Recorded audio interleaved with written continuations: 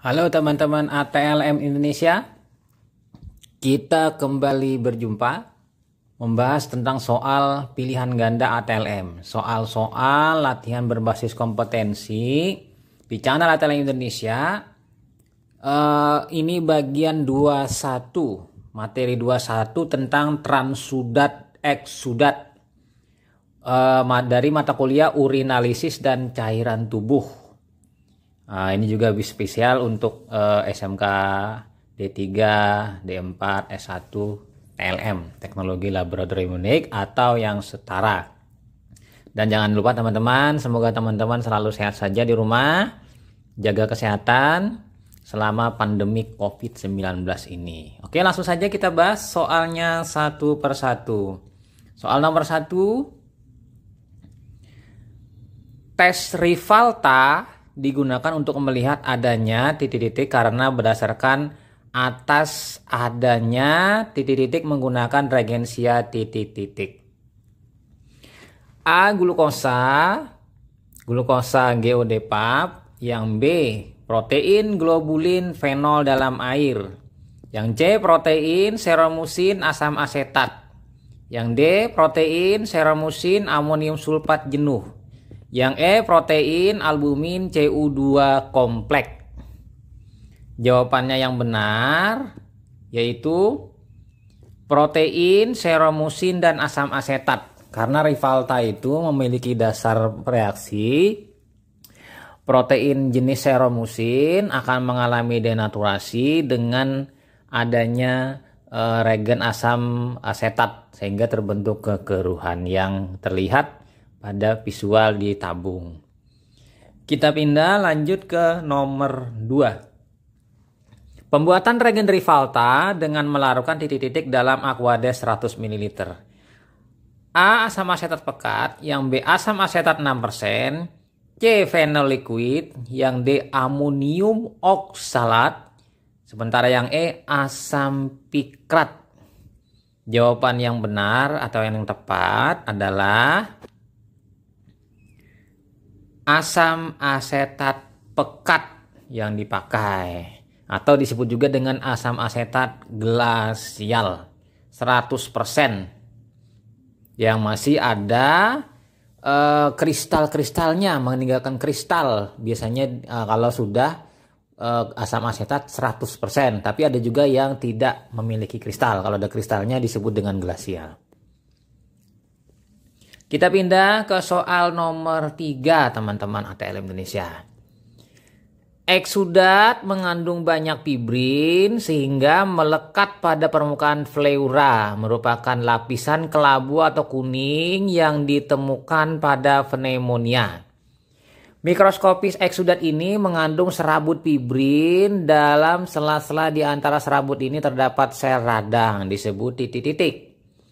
Yang A. Eksudat purulenta. Yang B. Eksudat hemoragik. Yang C. Eksudat fibrinosa. Yang D. Eksudat bening. Sementara yang E. Eksudat sanguinis.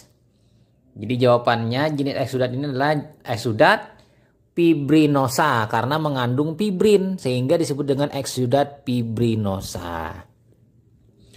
Kita pindah ke soal nomor 4 teman-teman. Sambil disimak teman-teman.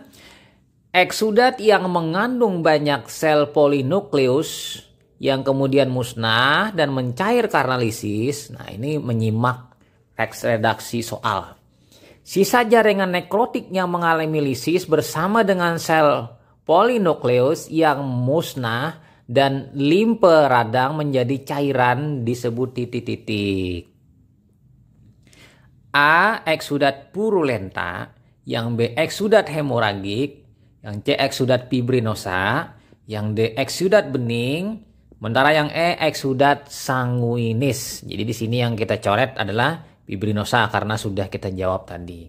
Jawabannya yang tepat adalah eksudat purulenta. Itu berasal dari kata furulen. Furulen itu mengandung nanah atau mengandung sel leukosit beserta jaringan yang hancur atau yang musnah lisis bersama dengan penyebabnya, misalnya bakteri. Tercampur aduk di sana yang membentuk sebuah purulen yaitu nanah atau pernanahan seperti pus. Kita pindah lanjut ke nomor 5. Antikoagulan yang lazim digunakan untuk mencegah terjadinya bekuan pada transudat eksudat adalah titik-titik. Yang A, Na2-EDTA, yang B, double oksalat, C, natrium sitrat 3,8, D, natrium sitrat 20%, yang E, K3-EDTA.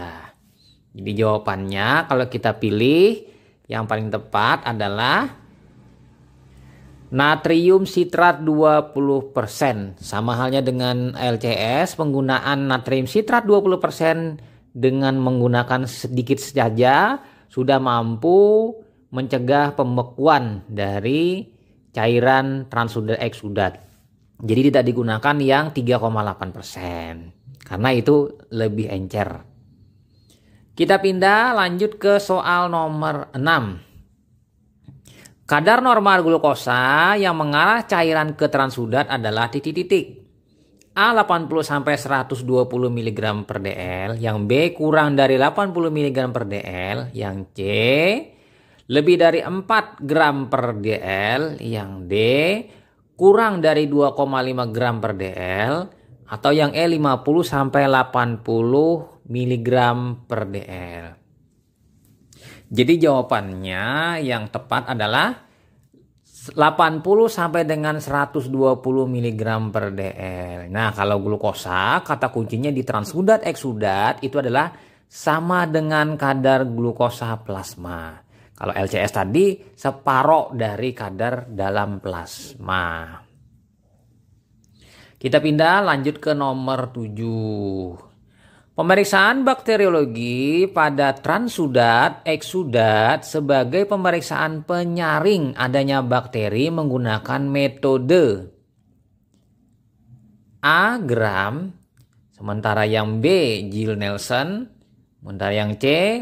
Giemsa, yang E. Wright, dan DD yang Wright maksudnya yang E. KOH 10%. Jadi untuk pemeriksaan penyaring adanya bakteri digunakan pewarnaan gram. Nah, pewarnaan gram ini adalah pewarnaan diferensial membedakan antara gram positif dan gram negatif menggunakan dua zat warna atau cat yang berbeda warna karakteristik dan sifatnya. Oke. Kemudian kita pindah lanjut ke soal nomor 8. Adanya infeksi jamur dalam transudat eksudat dilakukan pemeriksaan mikroskopik menggunakan regensia titik-titik. A. Gram, B. Gill-Nielsen, C. Giemsa, D. Wright, yang E. KOH 10%. Jadi jawabannya yang tepat adalah KOH 10%, teman-teman. Kita pindah lanjut ke soal selanjutnya, soal nomor 9. Apabila cairan pleura yang diperiksa dan ada kecurigaan adanya BTA, bakteri tahan asam, maka pewarnaan yang digunakan titik-titik. A. Gram, B. Giemsa, C. Klein, D. Gill-Nielsen, yang E. Neisser.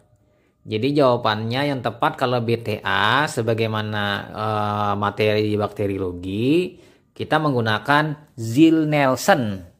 Nanti kalau misalnya pilihan lain bisa menggunakan Tantième Hock atau pemilihan yang lain misalnya menggunakan Quignon-Gabet. Kita pindah lanjut ke nomor 10. Cairan eksudat menyerupai serum darah dan hanya sedikit mengandung fibrin dan sel. Maka eksudat bersifat cair sekali. Eksudat bening sering terjadi pada radang tuberkulosis yang mengisi rongga pleura. Dapat berjumlah 1 liter atau lebih, disebut dengan titik-titik.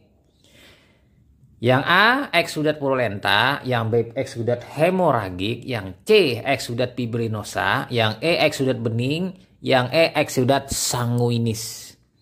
Jadi jawabannya yang benar adalah eksudat bening. Karena di naskah soal sudah ada eksudat bening. Seharusnya itu di naskah soal dihapus misalnya pada kalimat kedua.